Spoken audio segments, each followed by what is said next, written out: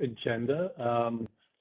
So we'll go over the background on avian flu and with its multiple names, including highly pathogenic avian influenza, or you may see it abbreviated as HPAI, also known as bird flu, and for this strain, H5N1, where it came from, what it is, and how it spread, a little bit on the impact on backyard poultry, as well as humans, cats, and other animals, and a little bit on prevention and protection.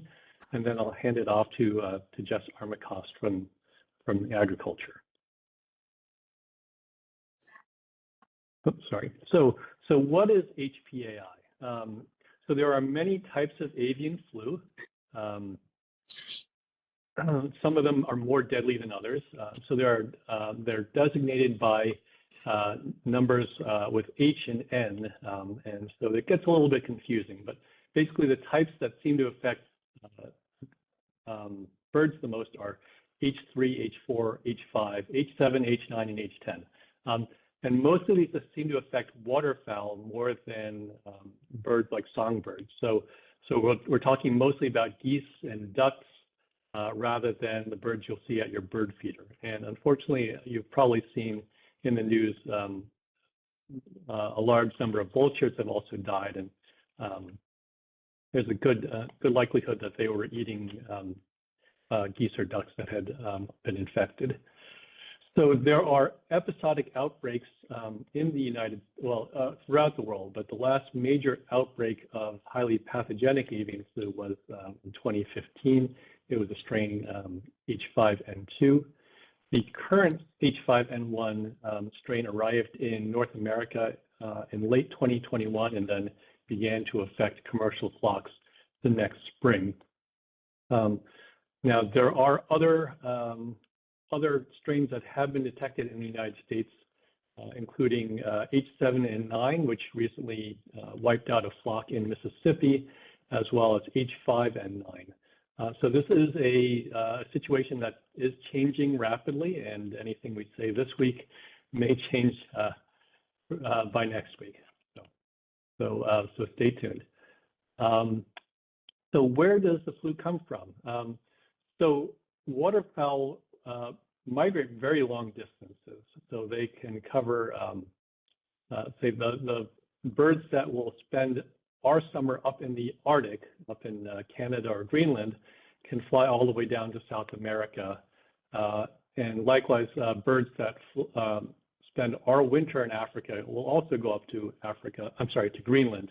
And so if you follow these arrows, you can see that that birds are constantly mixing with other birds from other continents. And so it's very easy for one bird flu strain to hop around the world in just a few years.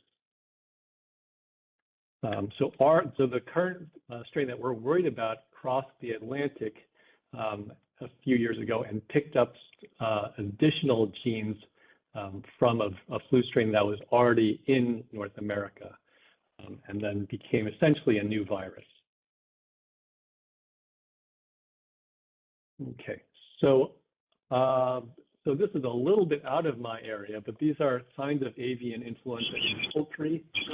This is a picture from the University of Maryland, and I basically copied most of the signs to make them a little bit larger. But so some birds will, unfortunately, some birds will die without any real warning.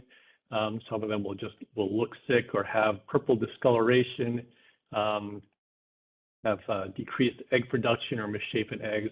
Some of them may be coughing or have nasal discharge, basically a runny nose, may be walking oddly or hold their neck to the side, or even have diarrhea.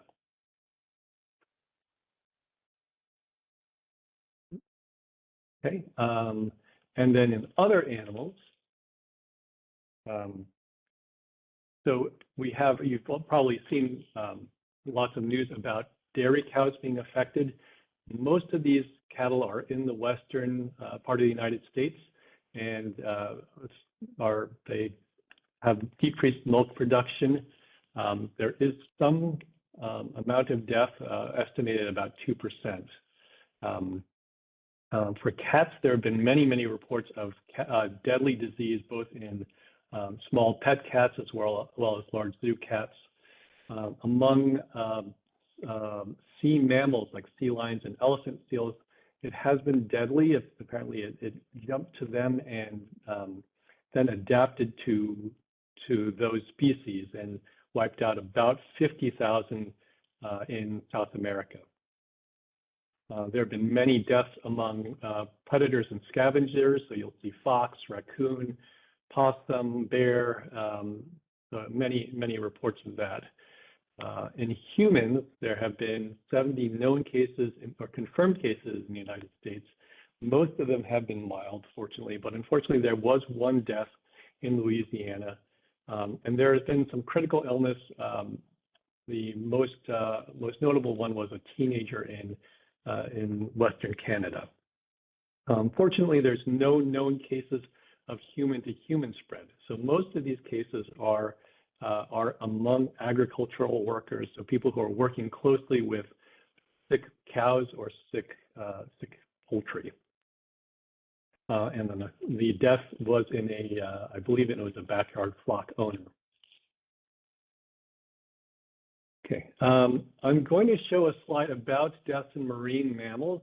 It may be a little bit disturbing if you have children or other people who are disturbed by animals, images of sick animals. But this is a video taken in Peru of a sea lion who's very sick and having trouble breathing, as well as having trouble with nervous incoordination, possibly having seizures. So go ahead and show this. There we go. Okay, so it's a very short video that loops pretty frequently, but you can see the sea lions twitching, possibly having seizures, and then it's hard to see, but at the mouth of the sea lion there is this white foam coming out. So this is unfortunately what happens to some animals when they become sick. I don't know that if there's any videos of cats having in this stage of illness, but apparently cats would also have similar issues with their nervous system and trouble breathing. Okay, moving onwards. So this is a quick slide on biosecurity, and I believe Jess Armacost will cover this a little bit more, but the basic measures are to keep people away from your bird coop, and to keep them indoors, keep them away from bird droppings or other animals like mice that might get into their feed, because mice have also been known to have this type of flu. You want to disinfect anything that comes in contact with your birds. So if you've been around other wildlife, especially any sick birds, you want to completely change all clothes before you handle your birds. And this is just kind of a reiteration of the slide. But basically, change clothes, change shoes, wash your hands, try not to use your cell phone while you're with your birds, and keep rodents out. And one last thing is to register your flock. I believe there's a slide about that later on.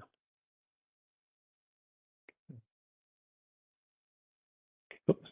Okay, if you do have sick poultry, if they're domesticated birds or livestock, there is a 24-hour phone number for the Department of Agriculture for the state that you can call. And there's also an email if you have questions. But if you do have sick birds, you're to call them 24 hours a day. Don't move the birds. The Department of Agriculture will handle testing. If they're confirmed to be, if the birds are confirmed to have avian flu, we will be checking in with you to monitor your health, and we may ask you to take, or we may instruct you to take preventive medication oral by mouth to keep you from getting sicker. And at the bottom are some of the symptoms that you may notice if you've been around a sick bird. So it's typical flu-like symptoms like fever, cough, sore throat, difficulty breathing, aches and pains, and then also diarrhea and possibly eye irritation. Okay, if you feel sick or if you have a family member who feels sick after handling or being near a sick bird, if it's truly an emergency, we would ask you to call 911 and advise the operator that you've been exposed to sick birds, and they would handle isolation and preventive measures in the appropriate fashion. But if you have a mild illness and you're concerned, then you should call us, and we would one of our investigators will speak to you and coordinate testing with you and your healthcare provider. Okay, so here are some links about registering your flock, and then some general resources on how to care for your birds in this situation. So there's links to the University of Maryland, the American Veterinary Medical Association, and the Maryland Department of Agriculture. Okay, and with that, I don't know if you want to pause for questions or if we should move to Jess as part of the program.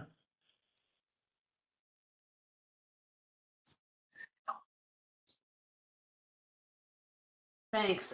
We do have several questions, so we could, if everyone's ready, we could try to answer some of those now. Although I don't want to steal Jessica's thunder here, but I believe I think she's going to cover a lot of our questions, so maybe we should go forward. The plan is to read the questions in the chat at the end because some people are on the phone and we're not sure that everyone on the phone can see the chat and the answers. So I want to give everyone a chance. We're putting a few answers in as we go along into the chat as well. These are great questions, so keep them coming, and we will be answering everything as we go along.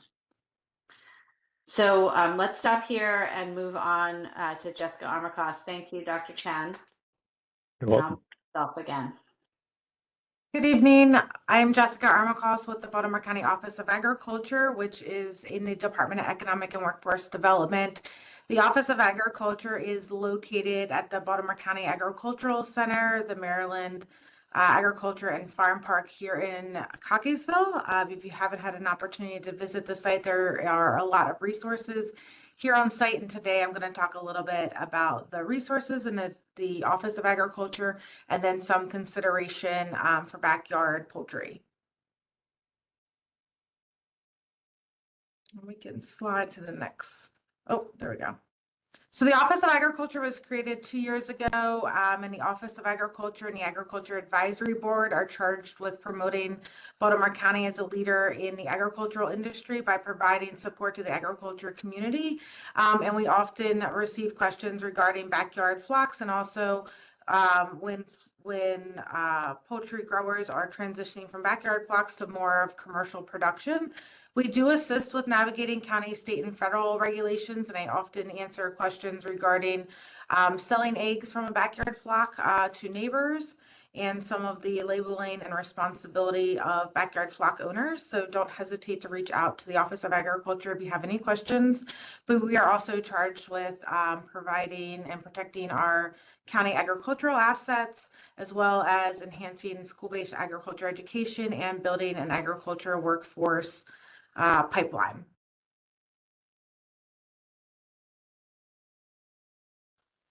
Just wanted to briefly overview some of the Baltimore County backyard flock regulatory and the license here in the county.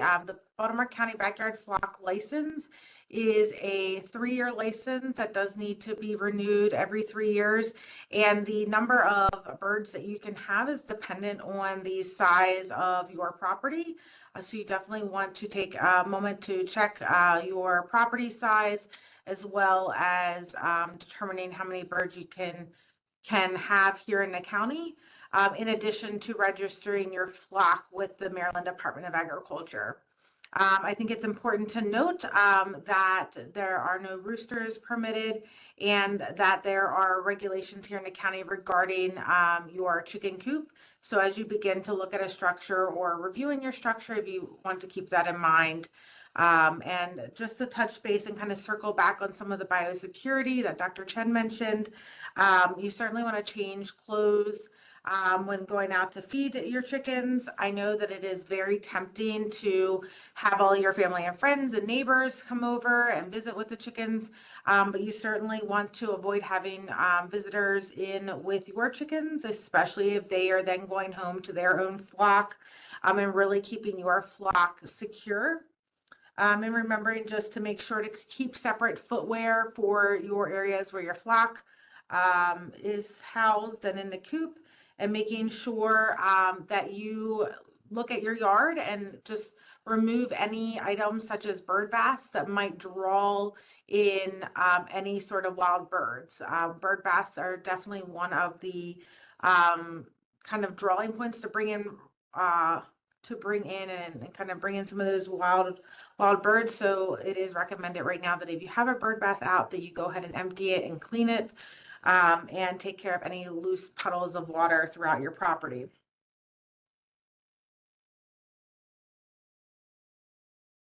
Can flip sides there.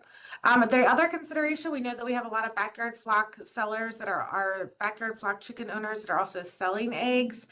You are required to register with the Maryland Department of Agriculture's Food Quality Assurance Program, and there are some links here, and we can provide them online as well, for some guidelines for small producers, and also an overview of the Maryland egg law, which does apply to everyone selling eggs, regardless of how many eggs you're selling here in the state. You do have to be registered with the Food Quality Assurance Program and have your flock registered. So that is 2 registrations at the Maryland Department of Agriculture to take care of through their programs. And then I also wanted to include the University of Maryland Extension has some additional resources regarding selling eggs and some of the rules and regulations regarding the packaging. It is really encouraged not to reuse packaging, but there is specific information that does need to appear on that packaging, and how those eggs can be stored. So University of Maryland Extension, which is co-located here at the Baltimore County Agricultural Center, the Baltimore County offices has great resources and is willing to assist as well. But make sure you look at them prior to selling eggs so that you can make sure you're compliant. And then my last slide just provides my contact information. If you have any specific information regarding your flock on your property, or any specific, selling egg regulations, feel free to connect.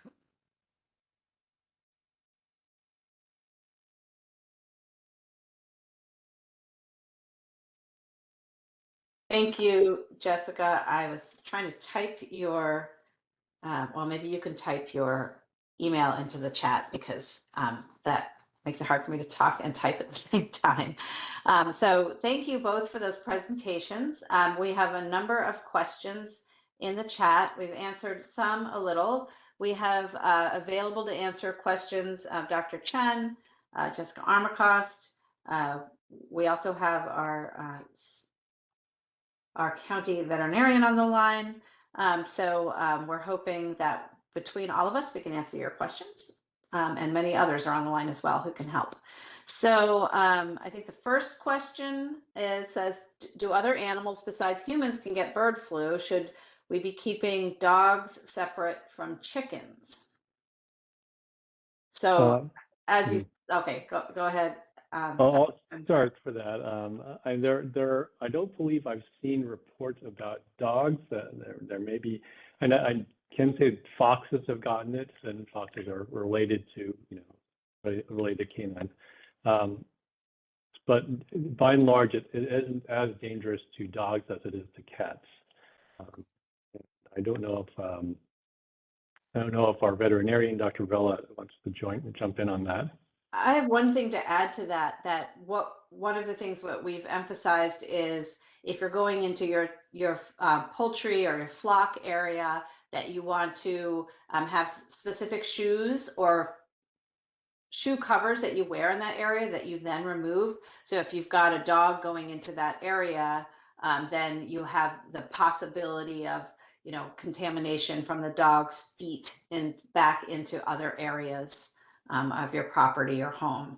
So right, and there is some concern that if you look on the U.S. Department of Wildlife, there is some advice for dog owners, for those who take them hunting. So you should check that if that applies to you. Dr. Brown or Jessica, do you want to comment? Exactly. So the evidence in wild mammals is that pretty much any mammal can get avian influenza if the right exposure is in place. So for dog owners, very similar to cats, if you reduce their likelihood to have access to animals to either hunt or carcasses they get a hold of. So if they're getting those dead geese and ducks out there, the sick ones out there, they can be exposed. And so we want to reduce that exposure. So really having your dog only under your direct supervision would be an important thing. Bringing cats inside, if you can bring them inside, is another strong recommendation. And of course, never feeding dogs or cats raw diets or raw milk is another way to reduce their exposure as well. And it's already been indicated here too, they can track if they've been exposed and whether they're infected or not, they can track the disease into your flock too. So really reduce their exposure to your chicken flock, or even if you keep ducks and geese to yourself, try to reduce their exposure to them as well. So right now, these are days when there's a lot out in the wild, a lot of avian influenza out in the wild, and we want to reduce the transfer of that disease, which is largely self-contained in the wild. We want to decrease that exposure to your flocks in the backyard. Yeah, and I think it's also important, we didn't really emphasize this, but so far, we're not aware of any backyard flocks in Baltimore County that have been positive for bird flu, but there have been in other counties in Maryland. So it's clearly here since January, and it's considered a threat in all of the counties. And another reason it's considered a threat is because the wild birds have been found throughout the state, and some of them have been positive, and obviously they don't have boundaries. Jessica, did you want to say anything else about that? You're muted. No, I believe we've covered it really well. Thanks, everybody. So the second question is, and I think we might have touched on this, outdoor cats. If you have outdoor cats, should you be concerned about them getting sick? So Dr. Varela noted that if you can keep your cats inside, that's safer.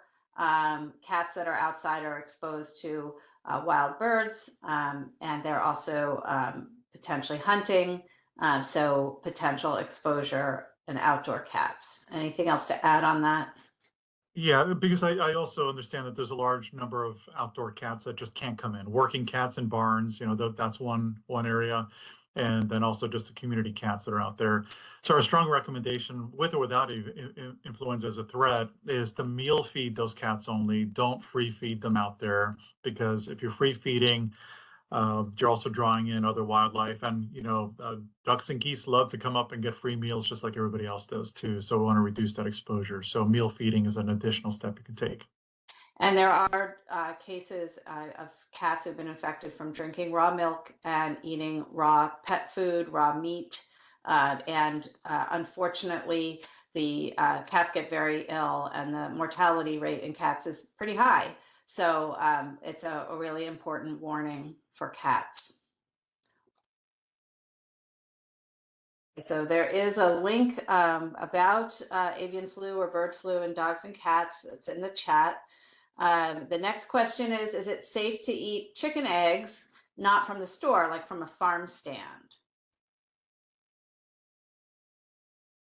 So the general recommendation is to cook chicken eggs thoroughly.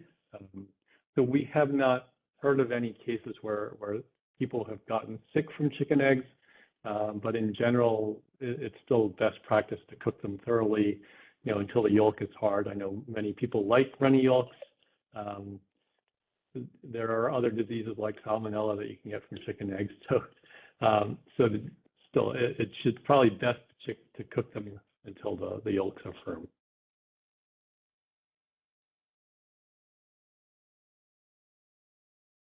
Jessica, do you want to say anything about farm stands and? Sure. So with backyard flocks, knowing that there are many areas here in the county that you can have a backyard flock, you will want to check your zoning, and I'm happy to do that if you reach out to the Office of Agriculture, because in many cases you are permitted to have a backyard flock, but by zoning you are not permitted to have a produce stand or roadside stand to sell your eggs directly off of your product, off of your property. So you do want to check that, and if you are permitted, there are additional regulatory requirements regarding how eggs are stored, packed, and having a license to sell. So happy to connect and assist with anybody. And we did have a question in the chat regarding whether or not there is any punitive action if you are just catching up getting your flock registered, and there is not, and we're happy to assist you in registering your flock, both with the county and the county backyard chicken flock license, as well as getting it registered with the state registration. And the real bonus, I think that the real opportunity and the bonus or the motivation to register with Maryland Department of Agriculture is so that you can be aware of when new cases occur, as well as, if there's any new directives from the Maryland Department of Agriculture on how to protect yourself or protect your flock. That communication is sent out to those owners that have their flock registered. So, for example, this morning, Maryland Department of Agriculture has shared that until May 1st, there will be no poultry shows, or sales, or swaps hosted within the state of Maryland, and the Department of Agriculture will revisit that after May 1st, given they'll look at the current situation. So any of your shows or poultry swap events that were scheduled before May 1st at this time have been canceled per state Department of Agriculture, and we should receive something towards the end of the month as to how it will or will not may continue here going into the summer months, where we know that there are a lot of poultry events. Thank you. We have two questions about sick birds or poultry. One is one said, if my birds are sick, should I call the number? So what number is that for those who don't know? Is there a reason I shouldn't go through my farm vet instead? Do farm vets communicate with agriculture? And then the next question is, my chicken died, should I be worried?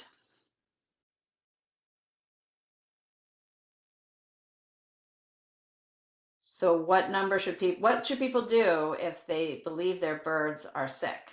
And I'll tag in on the vet part, and then the other professionals here will definitely speak on the other part.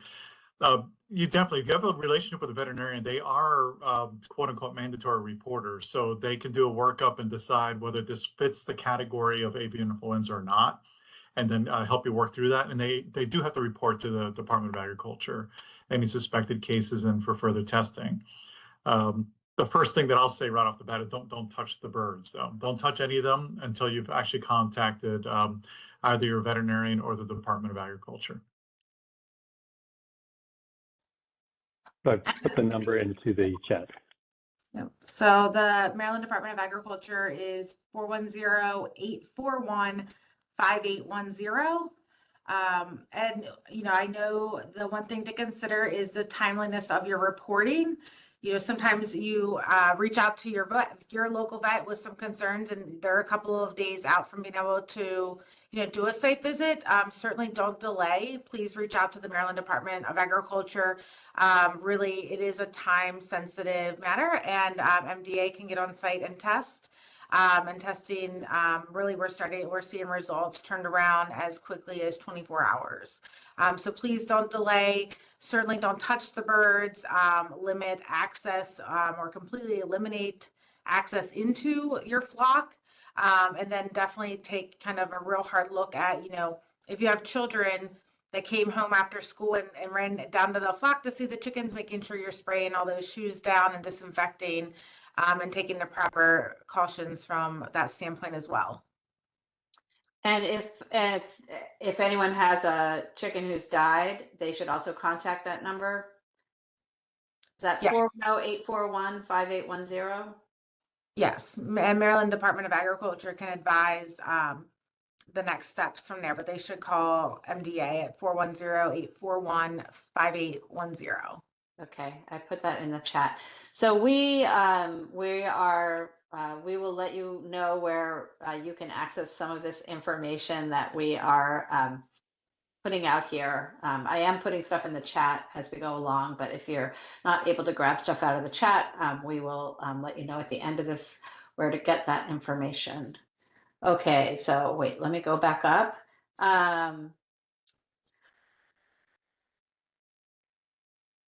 What are the potential long-term effects of bird flu on a flock even after recovery? So if birds are sick and recover, what's the potential long-term? Well,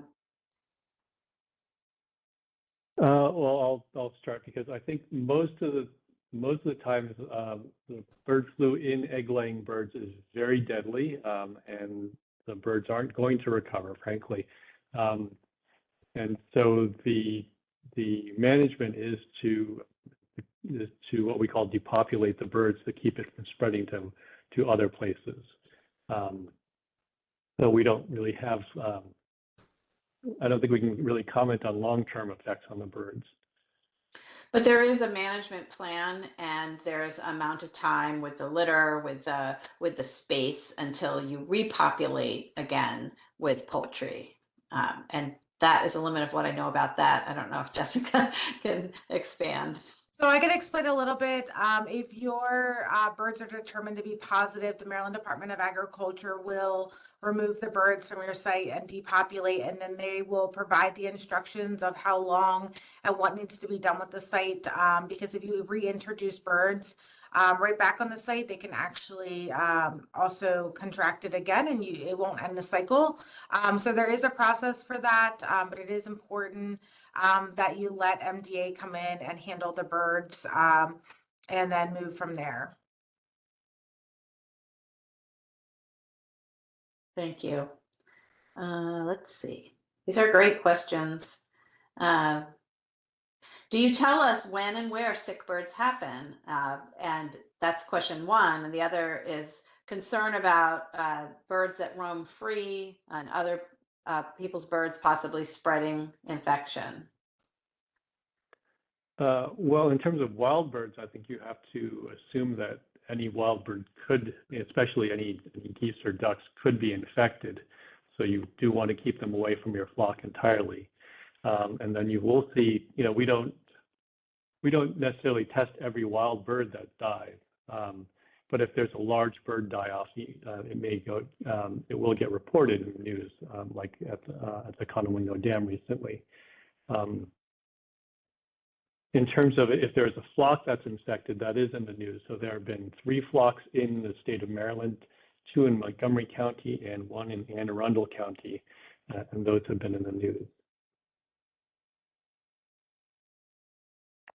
Yeah, so there will be increased instructions, and there'll be an investigation that makes sure that anyone who was possibly exposed or any other flocks that were possibly exposed can take precaution and either avoid infection or be on the lookout for infection.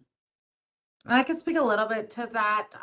Should we have birds that, whether it's a commercial flock or a backyard flock that tests positive, there will be what they determine as a hot zone. It's generally at least a 1 mile circle around the infected birds. And then there's the warm zone, and then there's a control zone. And depending on which zone, there are different regulations.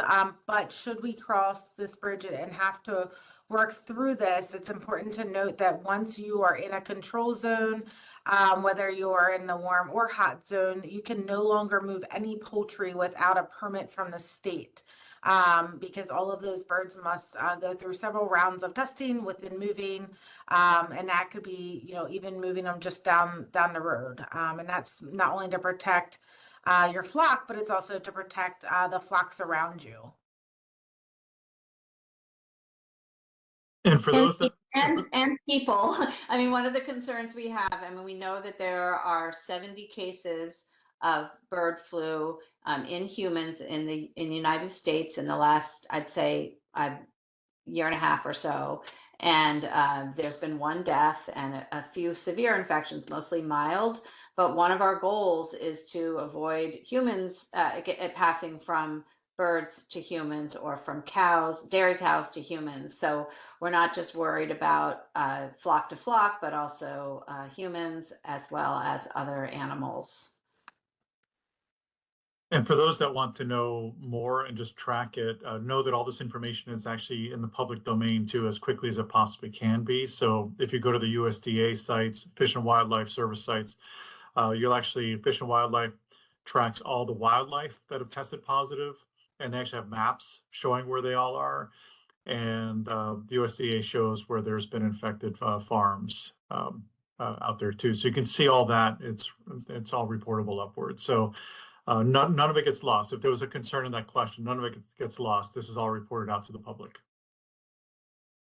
Great. And along those lines as well, there is no currently available vaccine for animals or humans, but we're recommending humans get the flu vaccine because we don't want to mix types of flu, right? We don't want human flu to mix with bird flu because we're worried about mutations that might make the bird flu more easily affect humans. But there is medication that can prevent or treat flu in humans. So we're interested in preventing, if there is a positive flock, in preventing humans as well from getting infected. So the next question is, do I still need an MDA number if I sell baked goods made with eggs, with my eggs, so eggs from one's flock?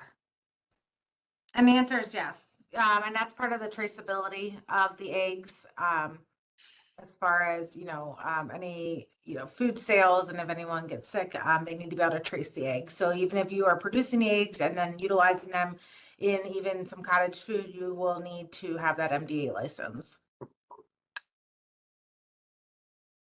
Thanks. Okay. Oh, so the next question was whether there's any punishment, punitive action if you haven't registered and you do register, and no. Let's see. So another question is the bird flu getting worse or is it getting better? When can we expect this to go away? I don't know if we can say it's getting worse or better. It's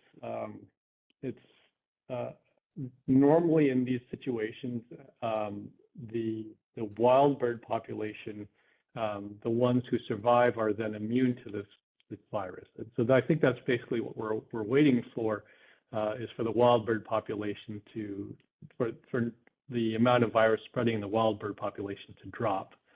And then at that point, hopefully there'll be fewer new infections in commercial flocks and backyard flocks. Unfortunately, we have this ongoing outbreak in the dairy industry as well. And so it's hard to say that it's which direction we're headed in. Hopefully we'll get the dairy situation under control.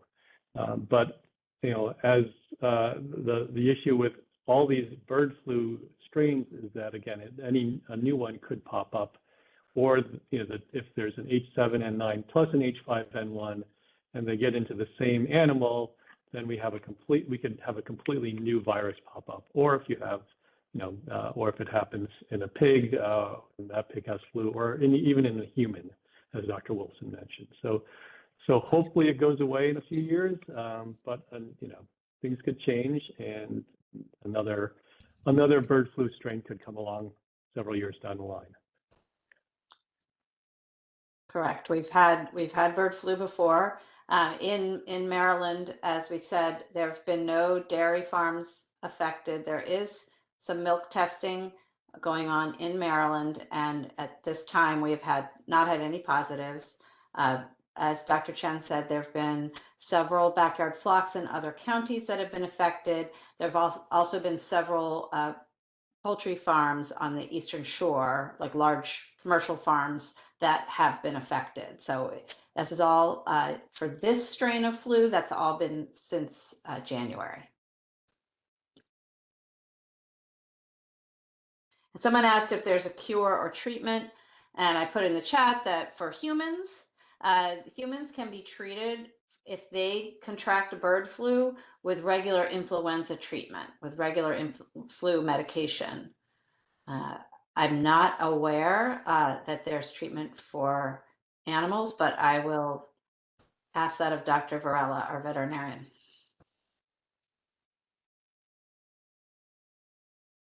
Ironically, I think Jess would have a better answer on that one than I would too, because it would be in cattle or in poultry. Not on the small animal side, definitely nothing is available right now. My understanding on the poultry side is that there are some vaccines in development, but not out on the market yet.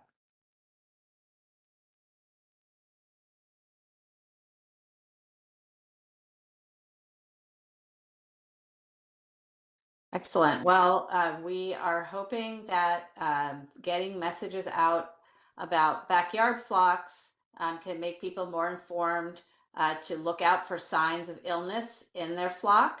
And it can be pretty dramatic. So if you notice that, please contact agriculture so that we can help contain it and understand it and prevent. And then if humans are sick from contact with animals, please contact public health. Please protect yourself from influenza and other respiratory illnesses with vaccines. You knew I was going to say that. And please be aware of the dangers to humans and animals from raw milk, raw egg, and raw meat, especially raw milk, because it's found that the concentration of the bird flu virus, of that influenza virus, is just extremely high in raw milk. For some reason, it concentrates really, really highly in milk. So we are hanging here trying to, oh wait, I've got breaking news on where some of this information can be found. So on the Baltimore County Department of Health website, we will post the webinar, and also on our Animal Services website. If anyone's able to put those addresses up, that would be helpful. And I'm hoping if anyone has other questions to let us know now. We'll post the webinar. Depending on how things go, we could offer a follow-up webinar in the future if there's new information to impart. Otherwise, this webinar was recorded so that we can share the information we just gave. In the chat are links to the Animal Services website, as well as the Department of Health website. Plus, there's all sorts of numbers for agriculture here. So we thank everybody for showing up in the evening, and hopefully you can spread the word. Let us know if there's anything to be concerned about, so that we can to work to minimize the impact in our county. And thanks to our speakers, Dr. Alex Chen and Jessica Armacost and Dr. Varela for making a cameo appearance as well. And I think that's it. So let us know, give us feedback, and thanks everybody for showing up tonight.